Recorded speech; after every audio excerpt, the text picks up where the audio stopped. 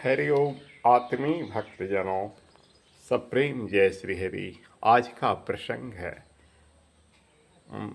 महाराज सिंधुराज और महाराज विद्रथ नामक दो महापराक्रमी सम्राट थे। दोनों ही प्रजावत्सल थे, दोनों ही न्यायप्रिय थे, दोनों ही धर्म युक्त जीवन जी रहे थे। प्रजा को पुत्र के समान मानते थे। दोनों अपनी अपनी जगह पर अपनी महानता से युक्त थे और दोनों माता भगवती सरस्वती की उपासना किया करते थे। दोनों नित्य सरस्वती की उपासना के बाद ही भोजन छाजन करते थे। नित्य दोनों सरस्वती की उपासना करते थे। भगवती सरस्वती के दोनों ही परम उपासक थे। दोनों का साम्राज्य अपनी जगह पर खुशहाल था। फिर भी समय की गति एक जैसी नहीं होती है। सिंधुराज को चक्रवर्ती बनने की इच्छा थी। उन्होंने आक्रमण पर आक्रमण करना शुरू कर दिया। एक देश को जीतना, फिर दूसरे देश को जीतना। इसी तरह से एक दिन विदुरथ महाराज के देश पर भी उन्होंने चढ़ाई कर दी और कई दिनों तक घमासान युद्ध हुआ, क्योंकि दोनों ही वीर थे, दोनों ही धर्म प्रेमी थे। दोनों युद्ध क्षेत्र में कई दिन तक इस तरह से लड़ते रहे कि किसी को पता नहीं चला कि कौन ज़्यादा वीर है, कौन कम वीर है। किंतु अंततः महाराज विदुरथ की हार हो गई और सिंधुराज ने अपने हाथों से उनको तलवार से सर कलम कर दिया, उनका गर्दन अलग कर दिया और उसके बाद निर्ममतापूर्ण हत्या करने के बाद विजय उल्लास के साथ युद्ध भूमि से अपने देश को लौट गई। युद्ध भूमि श्मशान सी निरव, जहाँ पशु पक्षी कलरव करते थे, जो मांस के भूखे थे, श्रृंगार आदि भरपेट मांस खा रहे थे। संध्या काल में विदुरथ की पत्नी उस युद्ध क्षेत्र में प्रवेश करती है और अपने पति के शव को अपनी जंघा पर रखकर भगवती सरस्वती का आवाहन करती है और माँ भगवती सरस्वती प्रकट होती है।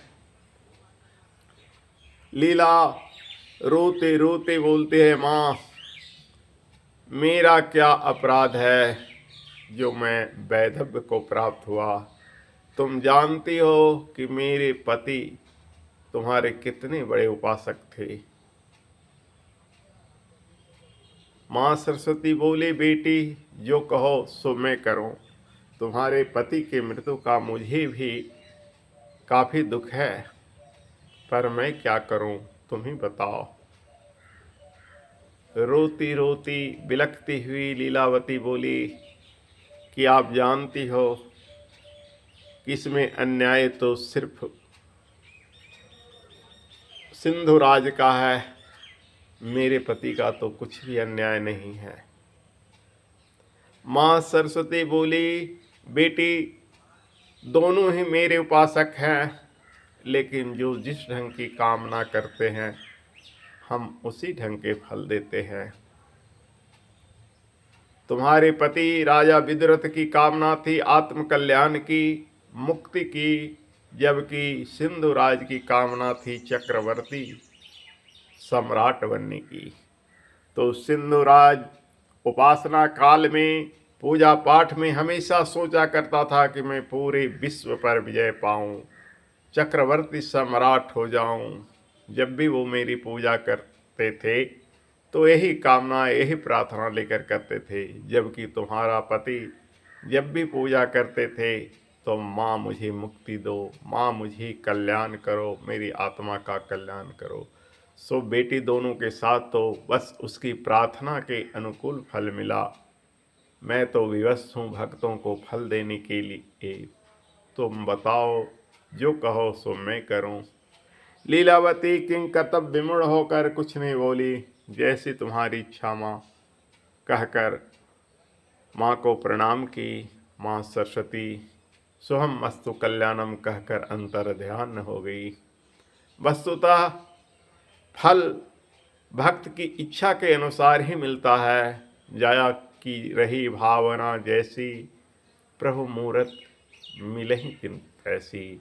यम यम चिंतते नित्यम, तम तम प्राप्नोति निश्चितम। भगवती की उपासक जो भी चिंतन करता है उसे प्राप्त ही होता है। विदुरथ आत्मकल्याण की चिंतन किए, मुक्ति के चिंतन किए तो युद्ध क्षेत्र में लड़ते हुए मारा जाना, वीर गति को प्राप्त होना, ये मुक्ति ही तो है। पीठ पीछे वार थोड़े हुआ उनका, वो तो सामने को वार हुआ। युद्ध क्षेत्र में लड़ते हुए प्राण त्याग दिए तो वीर गति पाए, आत्मकल्याण हुआ, उनको मुक्ति मिली, मोक्ष को प्राप्त हुए। जबकि पूजा पाठ में हमेशा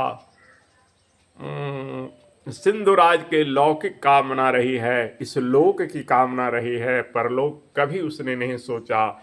हमेशा सोचता था चक्रवर्ती सम्राट बने, चक्रवर्ती सम्राट बने। तो हत्याओं का पाप उसके सिर पर लदता गया, आगे उसका क्या होगा, कितने जन्म तक कल्याण होगा, उसने कभी अकल्याण होगा उसका ये कभी नहीं सोचा। कितने पापों से लदा है, कितने खून बहाया, कितनी हिंसा किया, यह कुछ भी उसने नहीं सोचा। सिर्फ चक्रवर्ती बनने की चाहत थी तो भगवान ने उसे चक्रवर्ती बना दिया। आगे का फल तो उसे आगे ही मिलेगा, किंतु वर्तमान में जो जैसा सोचा, जैसा मति, वैसी गति मिली। हरि ओम तत्सत।